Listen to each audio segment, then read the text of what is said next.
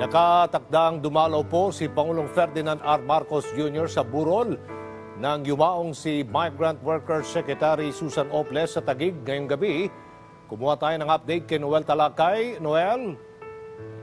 Aljo, pasado alas 2 ng hapon kanina, dumating ang labi ni Secretary Susan Toots Ople ng Department of Migrant Workers or DMW dito sa Heritage Park sa Taguig City at nakalatag na rin ang seguridad dito dahil pasado alas 7 mamaya ng inaasahang bibisita dito si Pangulong Ferdinand Marcos Jr. Una nang nagbigay ng pagkikiramay ang Pangulo sa pamilya Ople kung saan inilarawan niya na isang masipag, mabait at maasahang lingkod bayan si Secretary Toots Ople.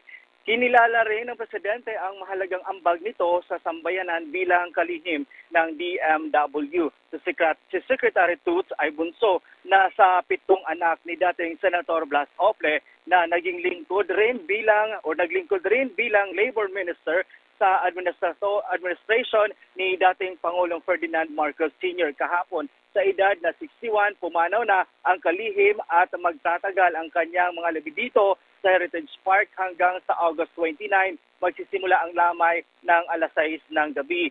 Ayon naman kay Toby Nevrida, spokesperson ng DMW, humihingi ng privacy ang pamilya Ople, kaya naman naglagay sila dito ng media area kung saan dito lang pwede mag-interview ng mga VIP. Sinabi rin niya, bukas ng gabi magkakaroon dito ng joint night of tribute and chronological na dadaluhan naman ng mga kawani at opisyal ng DOLE, DMW at OWA.